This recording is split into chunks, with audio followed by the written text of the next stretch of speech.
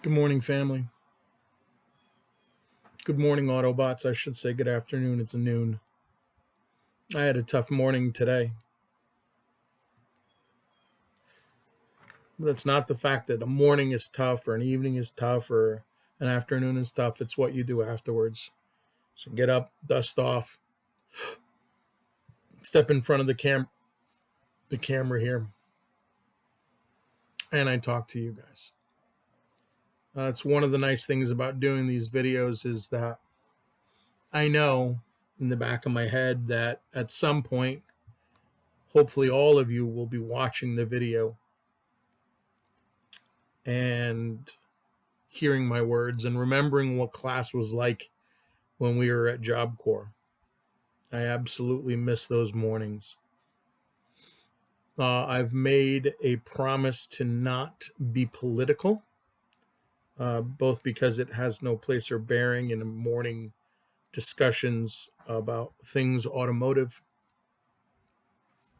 or discuss the topics of the day. That's for later, my 2 to 3 p.m.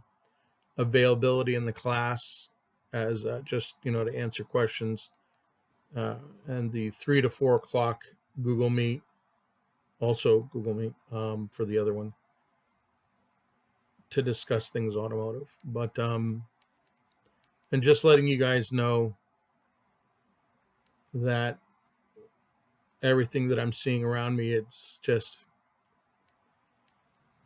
wow. I can't. I never thought I would be embarrassed or ashamed to have been in law enforcement, but we've gotten there.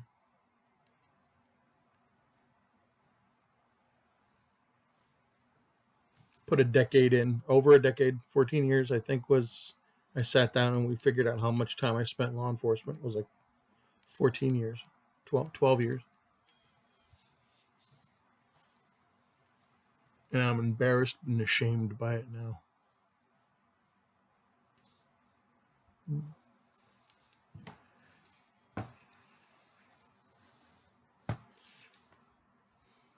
And it's been what's been on my mind and why I'm not up and excited and happy. But that's not why I'm here. We're here because I'm going to read from the CDX Automotive Maintenance and Repair Manual. Today is, I do believe, June 16th, 2020. It's a Tuesday. And I say again, it's around noon. We'll get to the glossary. I think on my work piece of paper that I submitted to Job Corps, I have to speak about American Petroleum Institute today, the organization responsible for setting the standards for all American petroleum products, including natural gas and biodiesel fuels. Natural gas, biodiesel fuels. The American Petroleum Institute, API. So when you go and you buy a gallon of oil to put into your truck to lubricate it. Oh, and I have the Yukon's dying. The truck's dying. I have to get a new battery. I have a B cable grounding out on my steering column. So I got to figure out how to protect that. Honestly, I don't. I'm just without access to the shop. I'm almost at the point of just having to buy another car and start walking everywhere. Start taking my bike.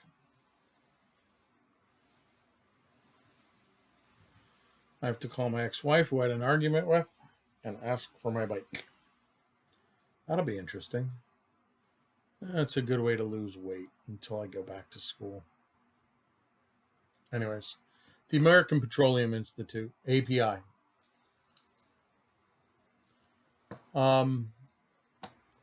It's a group of individuals, like a council, and they set the standards for the purity of certain things. how we can go about getting it in conjunction with other councils and groups in the government. It also sets the standards of what chemicals can be in the oil and the marker points for each thing. We talked originally about what is fuel. Where do we get fuel? What is the petroleum? What is petroleum? Petroleum is sucked out of the ground. And when I mean out of the ground, I don't mean you dig 10 feet down and, well, in parts of Texas you can, but those aquifers are all gone now. Texas crude oil. Crude oil is nothing more than the decayed and bacteria digested remnants of what is presumed to be not just dinosaurs, but the plants, fish, trees, the flora and fauna, meaning the biome, the flowers, the grass, the wheat. Or, they didn't have wheat. They didn't have, the dinosaurs didn't have wheat back then. They had other kinds of plants, the precursors to the plants we have now. And when I talk about this, I talk about this as it was millions of years ago, not hundreds, not tens of thousands or hundreds of thousands, millions of years ago, where our Earth was covered in semi-reptilian life called dinosaurs. And these animals, these semi-reptiles, we're still figuring out about them. In certain areas where the vegetation was high, you have to understand something. There was all the way back in the day of dinosaurs and the Triassic, Jurassic, and the Mesozoic. No. I think the Jurassic period and the Triassic period were where the majority of the dinosaurs lived. They were massive and they were as numerous as ants. This was back in the day when the whole planet was covered in lush green vegetation. Trees as tall as redwoods, ferns the size of houses. These were all massive, massive, massive plants. Plant life was amazing back then. Huge, huge plant life. And as you know, plants use chlorophyll to change chemicals in the ground into carbohydrates, sugars, which then in turn is used by the plant as like its blood. So I used to make a joke that syrup is tree blood. It is. True syrup is tree sap, and tree sap is the blood of the tree. So when you have your Aunt Jemima's log cabin syrup on your waffles, you're using tree blood. Oh, is it tasty or what? It's yummy. Anyways,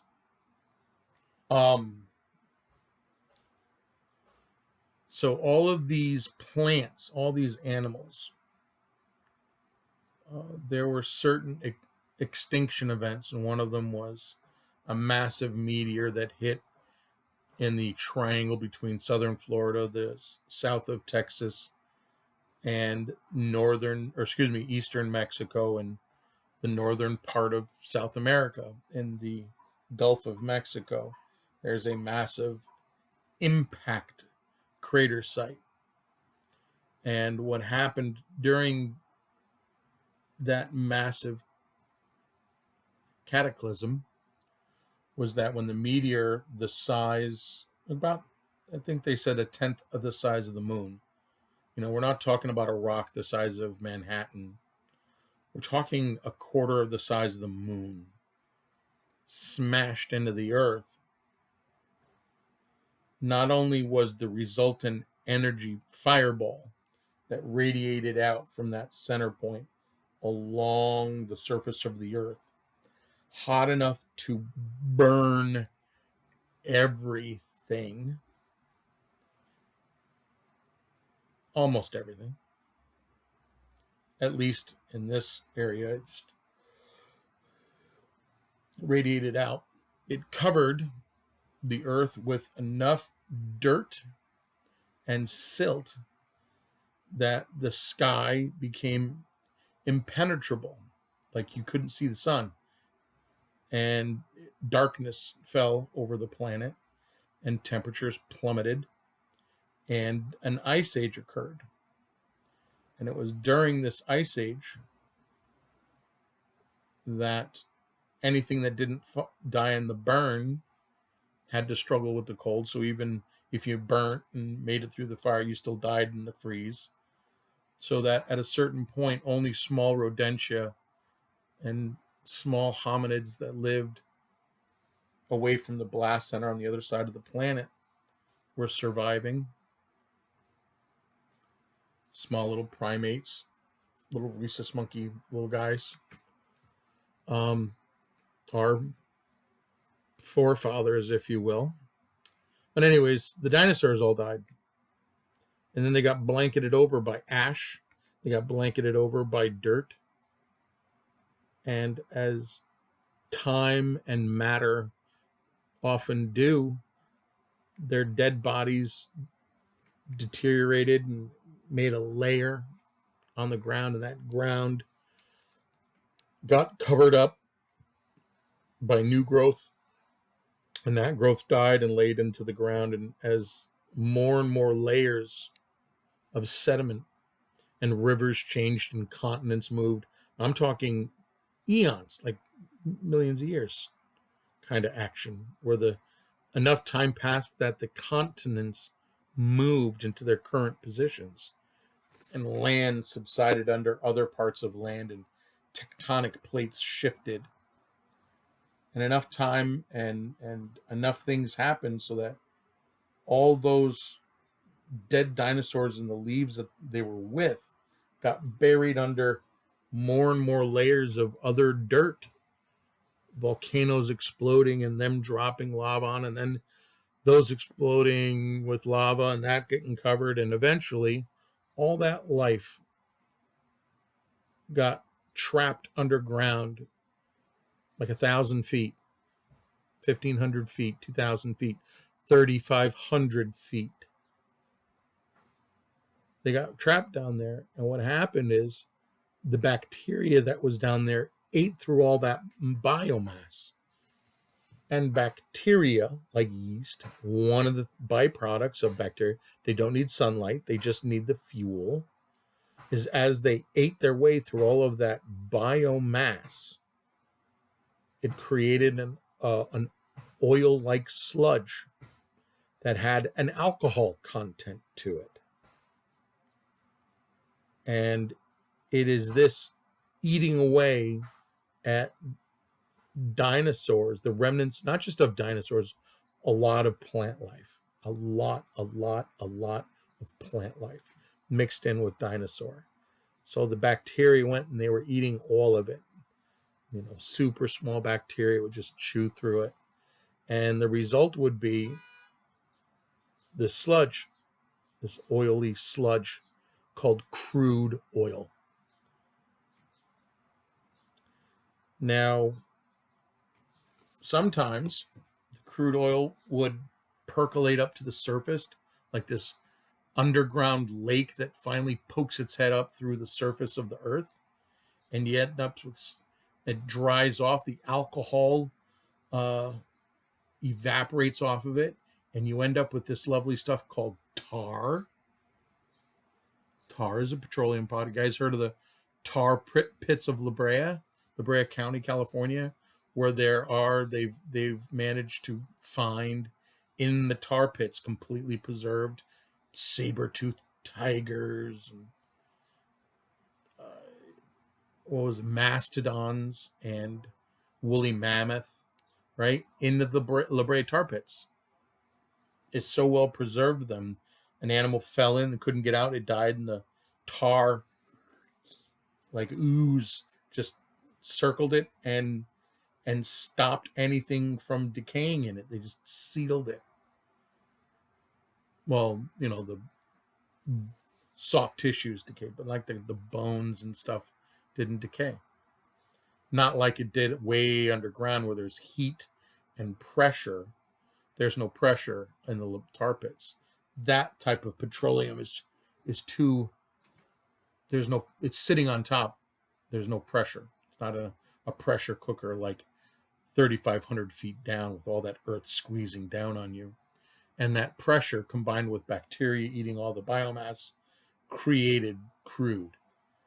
So, and of which tar is one of the byproducts of crude. Tar is crude without the alcohol in it, without the thing that becomes gasoline. So the American Petroleum Institute is the institute that sets the guidelines and the rules by which we can call this 5-weight 20, we can call this home heating oil, you can call that diesel fuel, you can call that gasoline, you can call that high test gasoline, and you can call that ethanol, and you can call that biodiesel fuel, which is nothing more than vegetable oil using enzymes to eat, like bacteria, enzymes, special enzymes that eat their way through the vegetable oil, and you've got to keep it in the fat. You bubble it, you aerate it, you mix it, and the enzymes get added, and it mixes some more, and the enzymes eat their way through the vegetable oil, and you mix it all around, so all the vegetable oil becomes in contact with the enzymes, and it all becomes this puree, this blendered mix that eventually the enzymes go through and they generate enough byproduct, enzyme poop, so that the liquid that's left that you can siphon off and clean off the top by way of either convection or distillation in a distillery, in a distillation process. I still haven't checked on that. I don't know the exacts, but you end up with a liquid like diesel that when you pour it into your diesel car and you start it up, it runs. There's enough alcohol content to burn in a diesel manner. And the best part is that the exhaust smells like French fries. Especially when you get your vegetable oil, or you can use animal fat oil. It doesn't matter. Oil is oil in that case. The enzymes don't care. They eat through it just happily so. And you get your oils from places like Wendy's and McDonald's and Burger King. And if the majority of their work with the oil is just frying foods, it's going to smell like what you fried. And so if you go to a fish and chip spot, don't be worried if you drive down the street and all the cats in the neighborhood following you, because it smells like fried fish. So yeah, it smells like French fries. The American Petroleum Institute's the one who says it has to have this chemical, this alcohol level, this purity, this coloration, in order for it to be labeled as such. Even natural gas. So natural gas, if people say, oh, it's natural gas.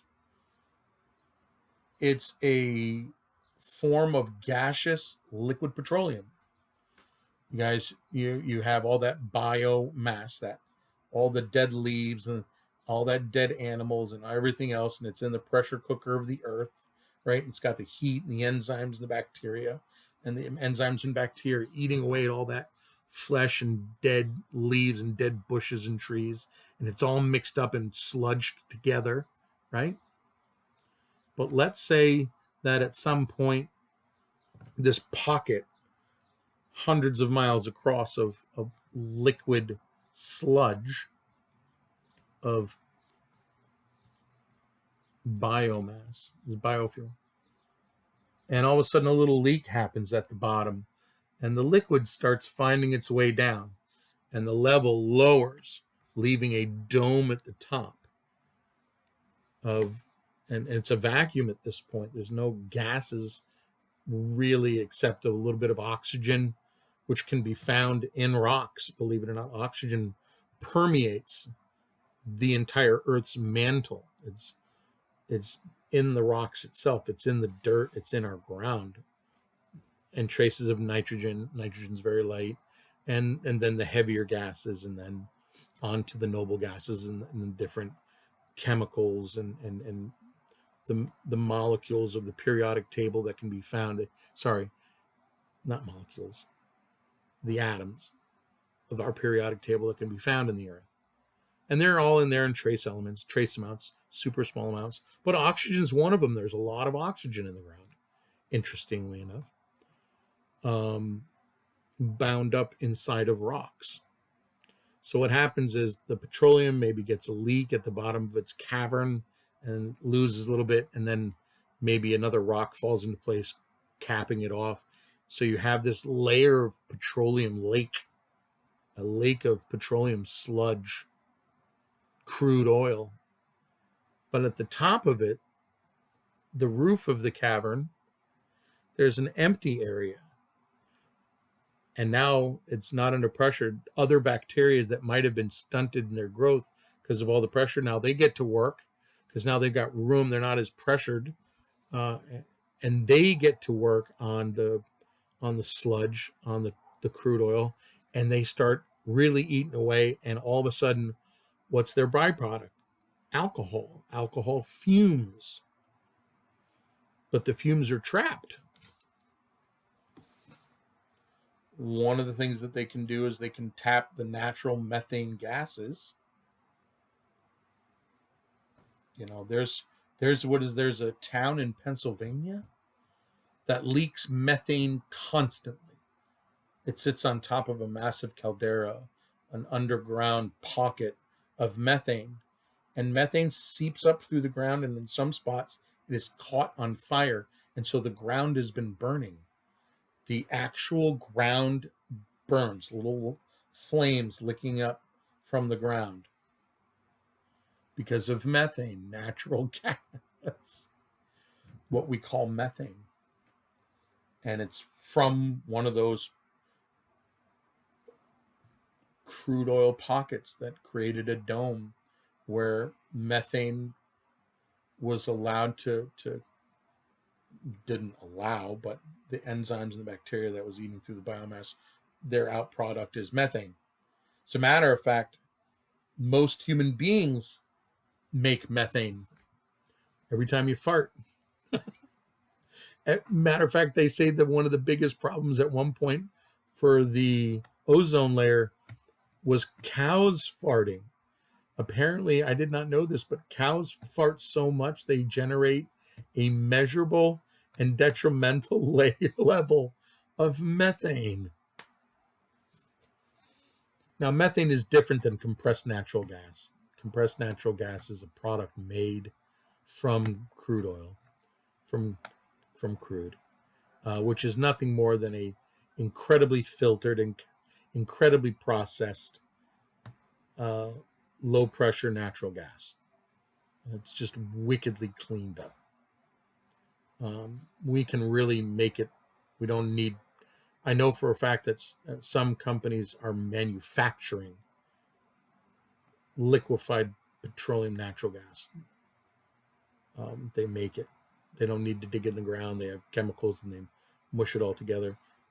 Just like if you had the right chemicals, you can make water. You don't need a stream. You don't need to drink it from the pipes. If you have enough hydrogen and enough oxygen and a catalyst, you can make water.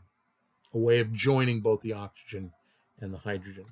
Usually, if you watch the experiments, it has to deal with, you need a tungsten filament, and you throw electricity through it like a heating element, but with a little bit of an electrical component, and the condensation that forms along the top of, like, you have here's the light bulby tungsten, then you have a foil paper with the edges down, and the heat and the electricity and forms condensation on it, and the condensation drips down the side, and you make pure H2O. It's pretty cool. Look it up, guys. Have fun with that. Go down that Google rabbit hole. I do every day. I do every day looking for content. I know I was supposed to look at a video of the API today, the American Petroleum Institute. I did not, simply because I've been sidelined by just events in the world, which is incredibly depressing for me, considering who I have as my family members. So, Jesus, my beard's coming in. I'm going to have to shave it soon, or I'll be that guy that has the big ZZ Top beard and the hair in the back and all that. So, today's will be a short video, half hour. I'll count an hour because as long as you don't ask, right? No, not that. It's just there's only so much I can talk about the American Petroleum Institute and how they make the rules for what constitute what's oil, at what viscosity is 5 weight, 30 weight, what range the different oils are. I will leave that to you to do a little bit of research for those of you who are really interested. But that's another thing. There's another glossary term called oil viscosity, which will delve into what the different thicknesses are, the temperatures that they operate on. Viscosity is just how thick something pours. High viscosity, viscousness, is something like gear oil, honey. You know how honey pours? High viscosity. Low viscosity, water. Water sloshes around. It doesn't want to hang out by itself. It likes to run around quick. Low viscosity, low drag. High viscosity, high viscousness. Thickness. Lots of thickness. High viscosity oils provide lots of good lubrication. You want to make sure that the viscosity is enough so that the oil gets everywhere, not too thick to overstress the oil pump. And when it warms up, you want it to get, it's like viscosity. If it's too low, it gets too watery and it won't lubricate bearings well, and the bearings will fail, especially journal bearings. Those are just sleeves of metal with channels cut into them, so the oil can go in and push out. When mechanical things work, it's not two metal things rubbing against each other. No, it's two metal things separated by a gap of oil that's pushed into the gap. And that's what the metal rides on. So when there's no oil, the metal touches each other and they scrape. So you want oil to have enough viscosity to provide that cushioning action of separating two pieces of metal, but not too thick that it doesn't go down all the tubes, all the little holes in the pathways in an engine. So that's why oil has different viscosities. But again, that's for another day. Today we just talked about the institution, the American Petroleum Institute, that specifies the levels and the chemical composition of oils and fuels and gases used in the automotive industry. So it covers all of it. Everything from bearing grease, which is a petroleum product, right? It's grease made from crude. So what happens when you remove this grease is like a good tar. grease is nothing more than crude with the alcohol evaporated from it, leaving the rest of the sludge as a lubricant.